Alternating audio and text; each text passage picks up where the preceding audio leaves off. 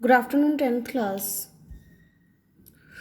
तो आज से हम लोग एक नया अध्याय शुरू करेंगे, लेकिन शुरू करने से पहले मैं तुम लोगों को पिछला चैप्टर थोड़ा याद दिलाना चाहूँगी। सत्ता की साझेदारी यानी पावर शेयरिंग में आपने देखा कि किस प्रकार से वहाँ पे बेल्जियम की अगर मैं ख़ास तरह से बात करूँ तो बेल्जियम में जो है किस तरह से दो लैंग्वेज बोलने वालों के बीच में प्रॉब्लम हो रही थी और उसको निपटाने के लिए उन्होंने गवर्नमेंट के लेवल्स करे, है ना। तो उन्होंने 3 लेवल पे बांटा। एक तो सेंट्रल गवर्नमेंट, बेल्जियम का अलग गवर्नमेंट था कैपिटल का, बेल्जियम के कैपिटल का, और उसके ब्रुसेल्स में अलग था। और तीसरे में कम्युनिटी गवर्नमेंट यानी जो अलग जो कम्युनिटी लैंग्वेज स्पीकिंग लोगों का उनका अलग गवर्नमेंट उन्होंने बनाया था।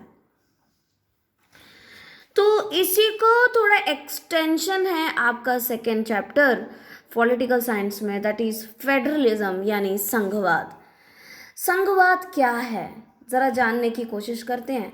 देखिए, आपने देखा होगा कि संविधान में बेल्जियम में जब थोड़ी बहुत प्रॉब्लम हो रही थी वहाँ पे अलग अलग भाषा बोलने वाले लोगों के बीच में, तो उन्होंने अपने संविधान में सबसे बड़ा बदलाव कॉन्फ्लिक्ट्स को रिड्यूस करने के लिए क्या किया था। उन्होंने जो है सेंट्रल गवर्नमेंट के पावर को कम करके कुछ पावर्स रीजनल गवर्नमेंट को भी दिया था, जो कि मैंने अभी स्टार्टिंग में एक्सप्लेन किया, जिसमें कम्युनिटी गवर्नमेंट और ब्रुसेल्स के कैपिटल, बेल्जियम का कैपिटल ब्रुसेल्स, वहाँ के गवर्नमेंट को अलग पावर दे दिया गया। यानी कि इसमें क्या किया उन्होंने, सेंट्रल गवर्नमेंट को सारी ताकत ना देते हुए उसके पावर को कम करके बाकी पावर्स जो हैं उन्होंने रीजनल गवर्नमेंट को दिया। तो this change is unitary form of government to federal form of government. अब मेरी बात सुनो, देखो संघीय सरकार और केंद्रीय सरकार, यूनिटरी गवर्नमेंट क्या है। जब यूनिटरी फॉर्म ऑफ गवर्नमेंट क्या होता है, जब एक ही गवर्नमेंट, सेंट्रल गवर्नमेंट के पास सारे अधिकार दिए जाते हैं, सारे पावर उनके हाथ में होते हैं, उसको हम कहते हैं यूनिटरी फॉर्म ऑफ गवर्नमेंट। जैसे श्रीलंका में है, पिछले चैप्टर में हमने पढ़ा। फेडरल फॉर्म ऑफ गवर्नमेंट वो होता है जब सारे पावर सेंट्रल के पास नहीं, सेंट्रल के पास भी थोड़े पावर होते हैं और बाकी रीजनल गवर्नमेंट को भी स्थानीय स्तर पे या स्टेट लेवल पे भी गवर्नमेंट के पास पावर होता है, उसको हम कहते हैं federal form of government. Okay, now federalism क्या है, यहाँ पे आते हैं। आप इन दोनों का एग्जाम्पल देने के बाद हम अपना डेफिनेशन डिराइव करते हैं। फेडरलिज्म क्या है। Federalism is a system of government in which the power is divided between central authority and various constituent units of the country. यानी कि फेडरलिज्म, संघवाद क्या है, ये एक ऐसा सिस्टम ऑफ गवर्नमेंट है, एक ऐसी सरकार है जिसमें जो सत्ता होती है, जो पावर होता है, वो डिवाइडेड होता है सेंट्रल गवर्नमेंट के बीच में, वो बटी हुई होती है सेंट्रल गवर्नमेंट के बीच में, और दूसरे जो रीजनल लेवल पे या कॉन्स्टिट्यूएंट्स दूसरे यूनिट्स होते हैं उस कंट्री के, उसमें विभाजित होती है। ओके, तो फेडरेशन यानी कि संघीय शासन व्यवस्था में क्या दो चीज़ें होती हैं, दो चीज़ें कार्य करती हैं एक साथ। एक संघीय सरकार में यानी कि एक फेडरल फॉर्म ऑफ गवर्नमेंट यानी कि फेडरेशन में 2 लेवल पे गवर्नमेंट काम करती है। पहला लेवल क्या है, the government for the entire country. जो गवर्नमेंट है, जो एक सेंट्रल गवर्नमेंट होगा जो कि एंटायर कंट्री के लिए काम करेगा, उसकी यूनिटी बनाए रखेगा, और जो बहुत बड़े बड़े मसले होते हैं जैसे डिफेंस और बाकी सारी चीज़ें जो पूरे कंट्री पे मैटर करता है, वो सारी चीज़ें ये देखेंगी सेंट्रल गवर्नमेंट। दूसरा लेवल क्या काम करता है, government at the levels of provinces और द स्टेट। स्थानीय लेवल पे, रीजनल लेवल पे या फिर स्टेट लेवल पे जो गवर्नमेंट होती है उनका, वो अपने लेवल पे काम करती है। तो 2 लेवल के काम हो गए, इसको हम कहते हैं फेडरेशन या संघीय शासन व्यवस्था। Both the government and are independent and can not order each other. ये दोनों तरह के जो गवर्नमेंट होते हैं ना, ये दोनों ही अपने आप पे इंडिपेंडेंट होते हैं और एक दूसरे को ऑर्डर नहीं कर सकते। इसका काम करने का दायरा अलग बना हुआ है, इसका काम करने का दायरा अलग बना हुआ है, ये इसके दायरे में नहीं घुस सकती और ये इसके दायरे में नहीं घुस सकती। तो दोनों इंडिपेंडेंट होती हैं और एक दूसरे के काम में हस्तक्षेप नहीं कर सकती और एक दूसरे के काम में इंटरफेरेंस नहीं दिखा सकती। तो अब हम देख सकते हैं, इतना देखने के बाद, the following are the key features of federalism. तो हम कह सकते हैं संघवाद के जो है ये सारे जो है परिपाटियां हैं, ये सारी जो है विशेषताएं। क्या क्या विशेषताएं संघवाद के, सबसे पहला, very important, long question answer में आता है, कि what are the features of federalism, संघवाद की विशेषताएं क्या हैं। 7 पॉइंट्स है। पहला, देर आर 2 और मोर लेवल्स ऑफ गवर्नमेंट। ये तो आपको पता चल ही गया, दो या दो से ज़्यादा लेवल्स होते हैं गवर्नमेंट के, जैसे एक सेंट्रल गवर्नमेंट का हो गया, प्रोविंशियल या स्टेट लेवल पे हो गया। दूसरा, different tiers of government govern its own jurisdiction. तो जो होता है, अलग अलग गवर्नमेंट जो है अपने इलाके में काम करते हैं। जुरिस्डिक्शन क्या है? अधिकार क्षेत्र क्या होता है? एक पर्टिकुलर सरकार को उसका अपना अधिकार क्षेत्र होता है, यानी कि एक ऐसा एरिया बाउंड्री होती है जो जहाँ तक उसके ऑर्डर्स लागू किए जा सकते हैं। फॉर एग्जाम्पल, पंजाब है, पंजाब में कौन सी सरकार काम करती है? कांग्रेस। ठीक है, तो पंजाब की अपनी बाउंड्री है, तो पंजाब की अपनी बाउंड्री है, तो पंजाब के मुख्यमंत्री या पंजाब गवर्नमेंट के ऑर्डर्स उसी दायरे में, पंजाब की बाउंड्री के दायरे में ही काम करेगी। तो वो क्या दायरा क्या हो गया उनका? उसको कहते हैं जुरिस्डिक्शन, यानी कि अधिकार क्षेत्र। जितने एरिया में किसी भी पर्टिकुलर गवर्नमेंट का जो है अधिकार चलता है उसको हम जुरिस्डिक्शन कहते हैं, right. This rights are constitutionally guaranteed. और ये जो अधिकार होते हैं, अलग अलग जो अधिकार होता है वो कॉन्स्टिट्यूशन में लिखित होती है, कॉन्स्टिट्यूशन देती है ये अधिकार, यानी कि उसका जुरिस्डिक्शन जो है specified in the constitution, constitution में प्रॉपर तरीके से लिखी हुई है, आप उसमें बदलाव नहीं कर सकते हैं। फोर्थ इसकी परिपाटी, इसकी फीचर, इसकी विशेषता है फेडरलिज्म के, फोर्थ है the amendments in this provisions need the consent of both the government. अगर आपको इन रूल्स रेगुलेशंस में, यानी दोनों लेवल के जो अधिकार हैं उसमें आपको कोई भी चेंज करना है, बदलाव करना है, तो क्या होगा? उसके लिए ये बहुत ज़रूरी है कि ये जो है दोनों गवर्नमेंट के कंसेंट में, यानी कि दोनों गवर्नमेंट की मर्जी से होना चाहिए।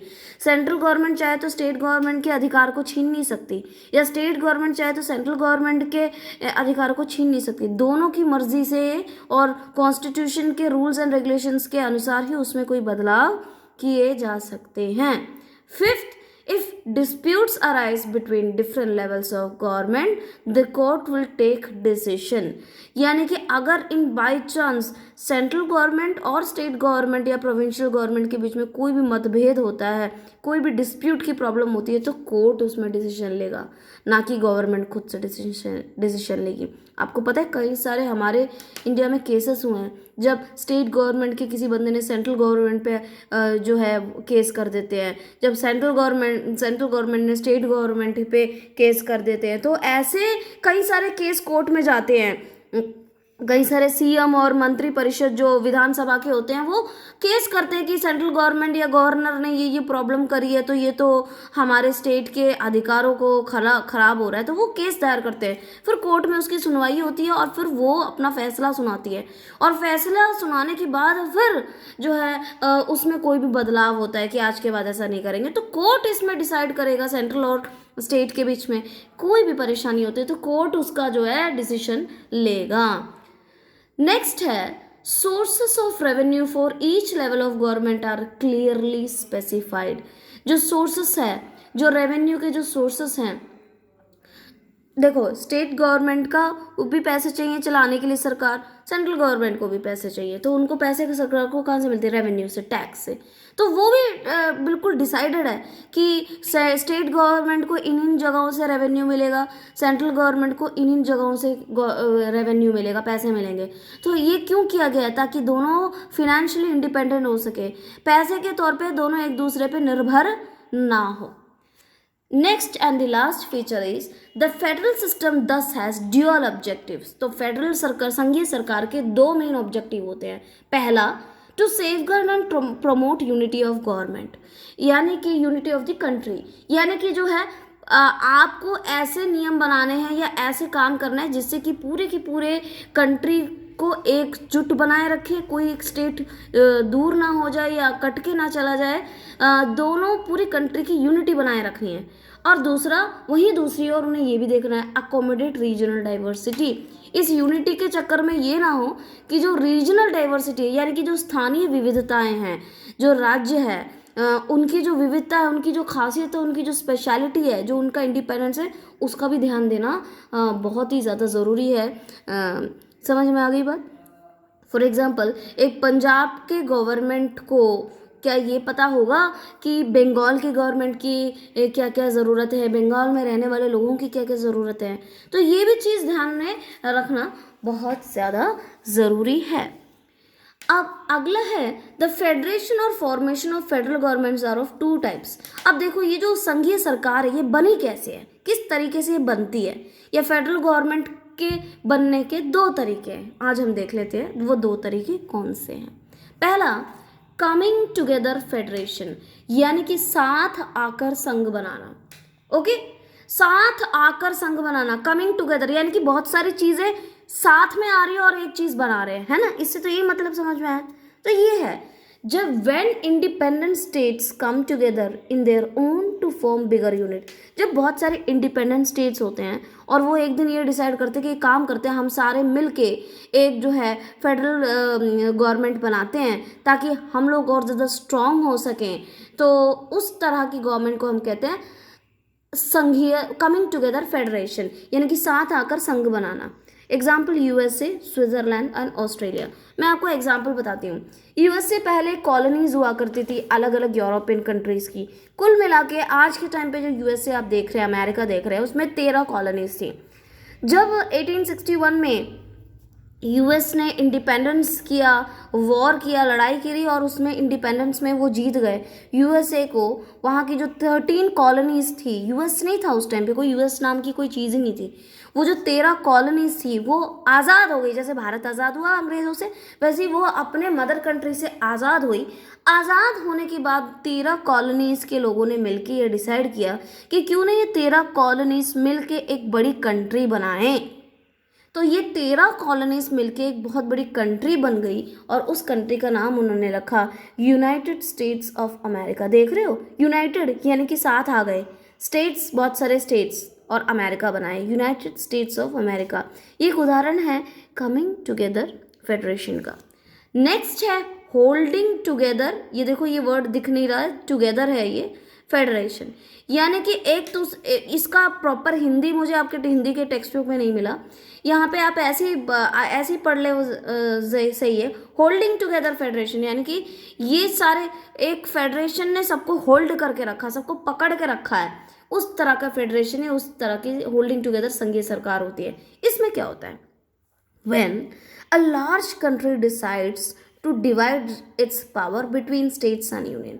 जब एक बहुत बड़ी कंट्री ऑलरेडी बनी हुई है पहले से और वो कंट्री डिसाइड करती है कि यार हमारी कंट्री में तो बहुत प्रॉब्लम हो रही है, तो अब हमें क्या करना पड़ेगा, हमें अपने पावर को डिवाइड करना पड़ेगा। तो हम जो है अलग अलग लेवल्स पे गवर्नमेंट को पावर डिवाइड करते हैं, सत्ता की साझेदारी जो आपने पिछले चैप्टर में करी थी।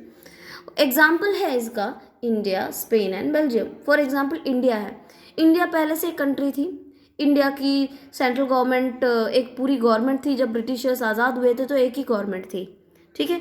फिर आज़ादी के बाद सबने सोचा कि क्या करना है भैया, हमारे इंडिया में तो बहुत सारे अलग अलग तरह के स्टेट्स भी हैं, सबके राइट्स को सेफ गार्ड करना भी ज़रूरी है। तो उन्होंने कहा एक काम करते हैं, पावर एक के पास, हमारे सिर्फ सेंट्रल गवर्नमेंट के पास जो है इकट्ठे नहीं होने चाहिए, तो हम एक काम करते हैं, होल्डिंग टुगेदर फेडरेशन बनाते हैं, यानी कि हम अपने पावर को डिवाइड करते हैं अलग अलग लेवल्स पे। आप जानते हैं इंडिया में अलग अलग लेवल्स पे जो है पावर डिवाइडेड है, वो अगले टॉपिक में हम पढ़ेंगे। तो आई होप आपको ये दोनों टॉपिक समझ में आ गए, coming together federation and holding together federation.